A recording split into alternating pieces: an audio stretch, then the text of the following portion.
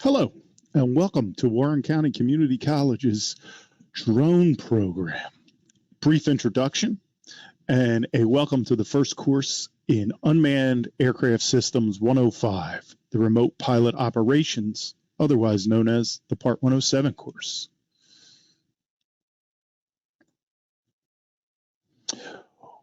We require a number of texts for this course. Your main text is the ASA Remote Pilot test prep book. This will change from year to year, depending on the year you're in. Currently, we're in the 2020 prep.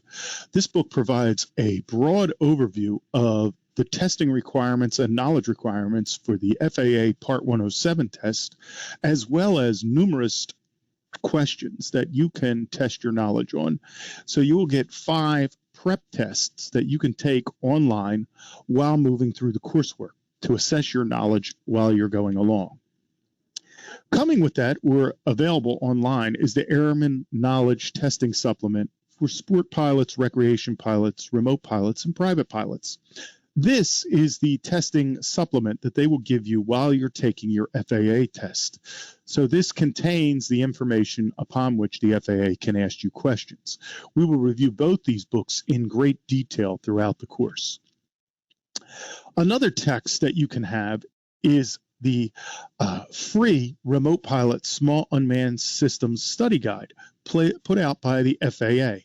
This is updated frequently, but is available online in PDF form for free. Let me take you through this Ed and Eileen Smith drone port. Excuse the winter months as we move through our drone race course.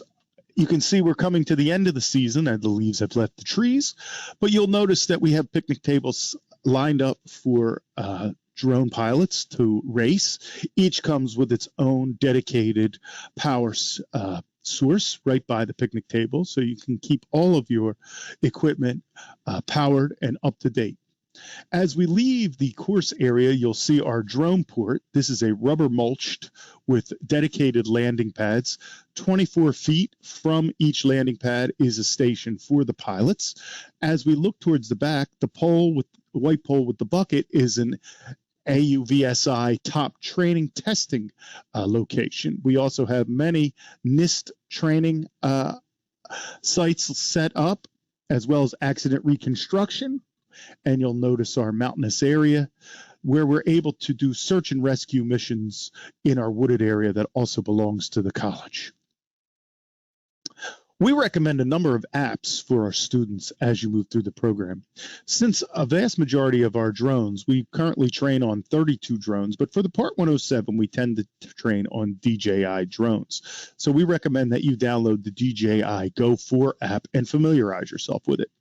We will also have you download onto either your Android or iOS Apple iPhone device before you fly, which is going to allow you to know your airspace, and we will cover this in detail.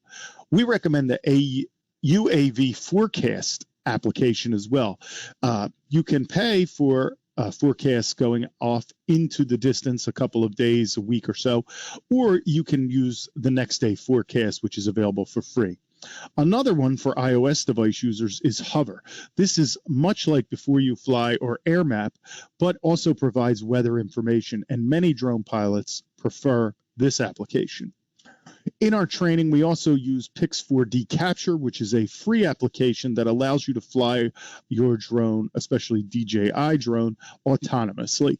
So we use this product in our coursework as well. AirMap for drones is another optional application we suggest. This will give you access to Lance immediate airspace authorizations through the Lance system.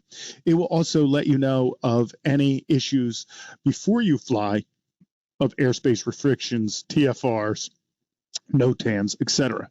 And then the last thing we recommend to students as they leave our program is to get some kind of insurance. You can get anyone. There are many out there. Verifly is one that comes in an application, and you can elect to buy insurance on a per-flight basis. So these are the recommended apps that we start students with in our program. If you have your own drone and you want to fly it at the drone port, it will need to be registered. You register your drone at the FAA site known as the Drone Zone, and there is the link or the address there. It's faadronezone.faa.gov. Be careful of false sites that pretend to be the Drone Zone site that will end in either .com or .org.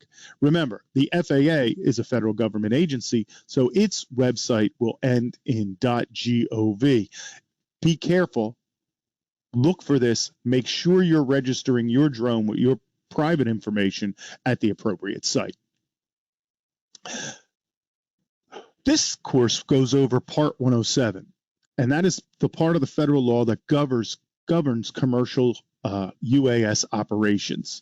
So the FAA test that you will take at the end of this course will review things like regulations, airspace classifications, and sectional maps or sectional charts, weather requirements for passing the test, loading of your drone, emergency procedures so you know how to handle your drone in the event of an emergency. You will also learn things about crew resource management and how to manage a crew, which might be yourself as the pilot, the visual observer, person manipulating the controls, security personnel, etc. We also will cover various performance issues with commercial unmanned aircraft systems, mainly commercial off-the-shelf unmanned aircraft systems for the Part 107 course.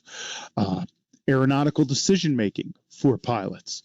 We will review airport operations. We will review maintenance and repairs of your UAS, and we will also, once again, review in detail your registration requirements as well as registering for your pilot's test with the FAA system. What do I need to do to pass this class? Well, we're going to say you need to read the test prep book and all the related chapters. You want to work those test questions in the test prep book. So the ones you're getting wrong, it is very good at telling you what the correct answer was, and you have to go back and rework those test questions. What didn't you see on the sectional chart? You'll learn what this means in the next few classes, but this will be an excellent way for you to prepare. Read any supplemental materials we give you. So reading the FAA materials that are free online is also a requirement of the course.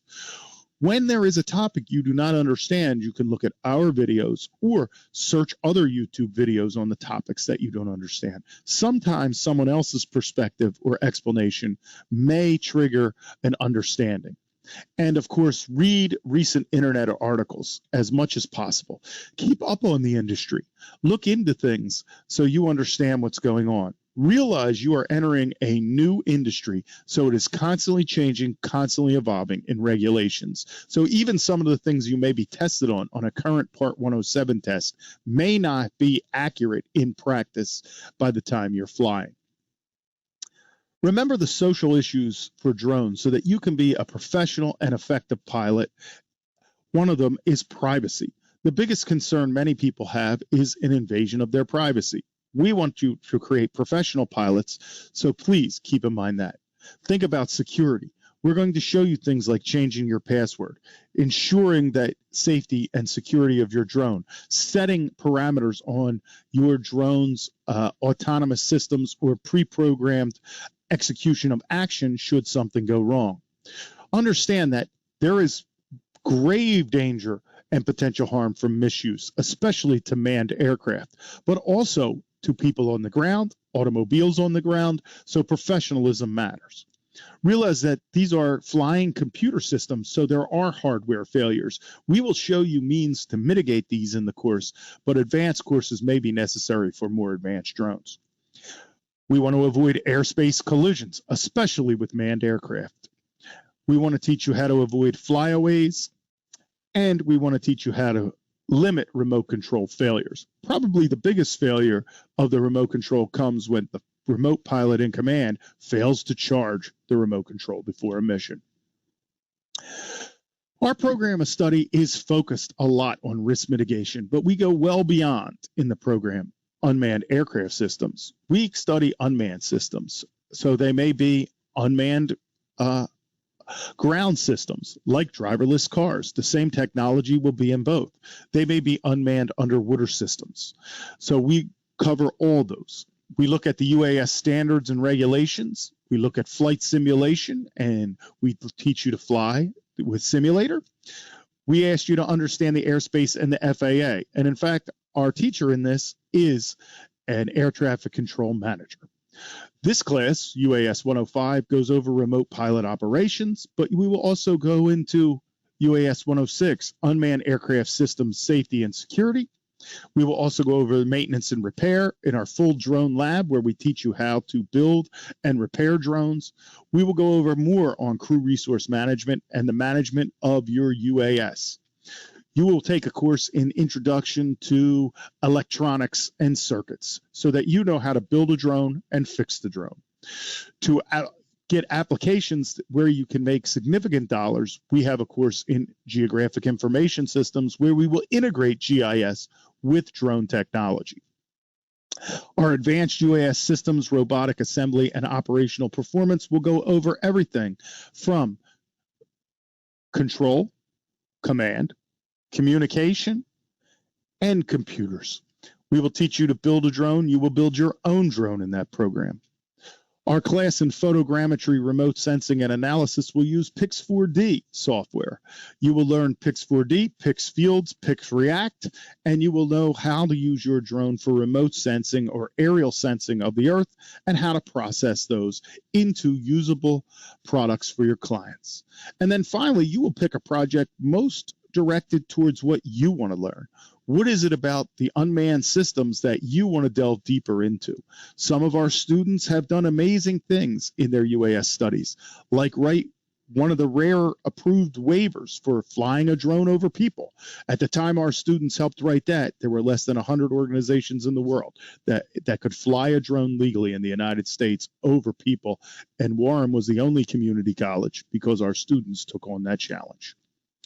You will be able to, once completing programs and courses, you will be able to sit for the certification exam in Pix4D Mapper.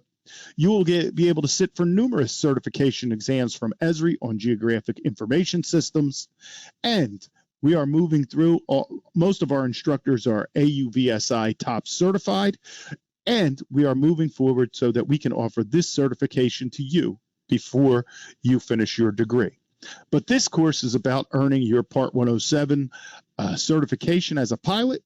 It is the first step in our program moving forward, and I welcome you to the course, and thank you for choosing Warren County Community College.